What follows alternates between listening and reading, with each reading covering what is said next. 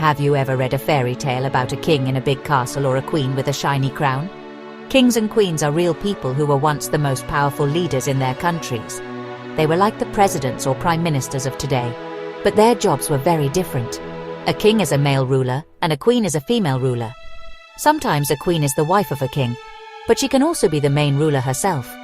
They lived in palaces, wore special clothes, and made important decisions that affected everyone in their land, from the richest nobles to the poorest farmers. Their role was to lead their people, protect their kingdom from enemies, and make sure that laws were followed by everyone. Being a king or queen was a very important job that lasted your whole life. You couldn't just decide to quit. People looked up to them as their main leader and protector. In many places, people believed that kings and queens were chosen by God to rule, an idea called divine right. This made their power seem even greater and more official. They were the head of the army, the highest judge, and the person who decided how the country's money was spent. Imagine having that much responsibility. Their faces were put on coins, and their flags flew high above castles and city walls, showing everyone who was in charge of the land. The symbols we often see with royalty were very important. A crown on their head showed their power and authority. A scepter, which is a special decorated staff, was another sign that they were the ruler. They sat on a big fancy chair called a throne, often in a grand room where they would meet people and make judgments. These objects were not just pretty things. They were symbols that everyone understood. When people saw the king or queen with their crown and scepter, they knew this was the person who made the rules for the whole kingdom. These traditions helped everyone remember the power and importance of the royal family. Today is June 15th, 2025, and while there are still some kings and queens in the world, most countries are now led by elected officials like presidents. But long ago, almost every country in Europe had a royal family. Understanding where they came from helps us understand history. It's a story about how groups of people chose to be led, and how some families, through strength, smarts, or luck, rose to the very top. Their stories are filled with adventure, conflict, and big changes that shape the world we live in. Let's travel back in time to see how these ordinary people became royalty. A long, long time ago, before there were big countries, people lived in small groups or tribes. Life could be very hard. They had to find food, build shelters, and protect themselves from danger, like wild animals or other groups who might want to take their land. It was difficult for everyone to make decisions at once. Imagine a whole village trying to decide where to hunt or when to plant crops. It would be very noisy and confusing. People quickly realized they needed someone to be in charge, someone who could make a final choice to keep everyone organized and safe. This person needed to be a strong and wise leader. The first leaders were often chosen because they were the strongest or bravest warriors. When another tribe attacked, everyone would look to the best fighter to lead them into battle. If someone was a great hunter, others would follow them to find food. These leaders earned the respect of their people through their actions. They proved they could protect the group and help it survive. People willingly followed them because they trusted their judgment and strength. A good leader meant the difference between having enough to eat and going hungry, or between being safe and being conquered by enemies. Their leadership was a vital part of daily life. Other times, a leader was chosen because they were very wise. This might be an older person who had seen many things and could give good advice. They might know the best time to plant seeds by watching the stars, or they might be very good at settling arguments between people in the village. This kind of leader kept the peace and helped the community live together without fighting. They were like a judge and a teacher all in one. People listened to them because their wisdom helped the group prosper and stay united. Having a wise leader helped make the community a better and more peaceful place to live. So these early groups chose leaders for very practical reasons. They needed protection, organization, and wisdom. The leader's job was to solve problems for the whole community. They were not called kings yet, but they were the beginning of the idea of a single ruler. People gave these leaders power because they believed it was the best way to keep their families and their homes safe and sound.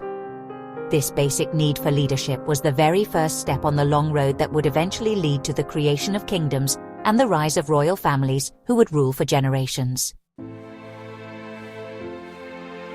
So, how did one person's leadership turn into a whole family of rulers? It happened over a long time, as small villages grew into bigger territories. The most powerful leaders, who were often successful warriors, began to control more and more land. They would conquer nearby lands or make alliances with other leaders. As their power and land grew, so did their importance. They stopped being just a village chief and started to become a lord or a chieftain ruling over many people. They collected taxes, usually in the form of food or goods, from the people they protected. This wealth made them even more powerful and set them apart from everyone else.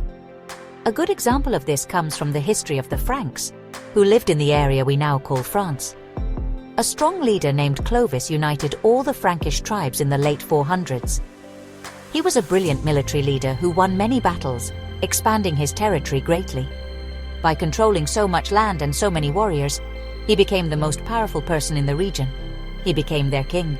His family, because of his success, was seen as special. People believed his strength and good fortune would be passed down to his children. This was the start of a royal family line, where power wasn't just earned by one person, but was kept within their family. In places like Spain, the story was about taking back land. For hundreds of years, much of Spain was ruled by people from North Africa. Christian leaders in the north fought many battles to reclaim the land. Leaders like Ferdinand of Aragon and Isabella of Castile became very powerful because they were successful in this fight. When they married, they united their kingdoms and created the foundation for the country of Spain. Their military success made them heroes to their people. They became the first king and queen of a united Spain. And their family was established as the royal family because they had brought the people together and created a powerful new kingdom. In England, a man named William the Conqueror from Normandy, a region in France, sailed across the sea in 1066. He fought a famous battle called the Battle of Hastings and won, making himself the King of England. He and his followers took control of the land and became the new ruling class. William was a powerful leader who brought a new language and new laws to the country. Because he had won the kingdom through conquest, he had the power to say that his family would rule after him.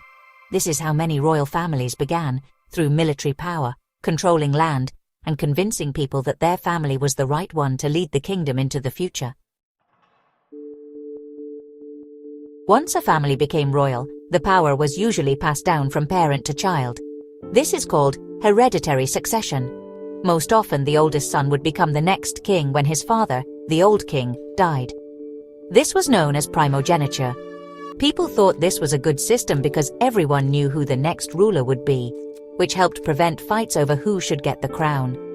The House of Windsor, the royal family in the United Kingdom today, can trace its roots back for centuries through the system of passing the crown from one generation to the next. This tradition made royal families seem stable and everlasting. However, not every place chose its leader in the same way. The idea of passing power to the oldest son was common, but it wasn't the only rule. In some kingdoms, a council of important nobles or church leaders would have a say in choosing the next king. Sometimes they would choose the old king's brother or another relative if they thought the oldest son was not fit to rule.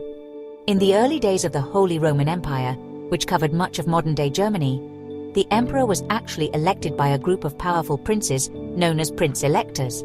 So, while he was a monarch, he didn't automatically inherit his title. This shows that even within Europe, there were many different paths to the throne. The rules could be complicated, and they sometimes led to big arguments or even wars. For example, if a king died without any sons, it could cause a major crisis. Different relatives might claim the throne, and other countries might get involved to support their favorite candidate. These conflicts, called wars of succession, were fought over who had the best claim to be the next ruler. The rules for becoming a king or queen were very important, but they were not always simple or followed peacefully. As we look at the world today, we can see that the time of kings and queens has mostly passed. While a few countries still have royal families, most are led by people who are chosen by the citizens. Leaders can be presidents who are elected by voting, or prime ministers who are the head of the government in a parliament.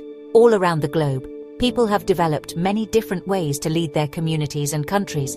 The journey from ancient chiefs to powerful kings and queens is a fascinating part of history that reminds us how much the idea of leadership has changed over time.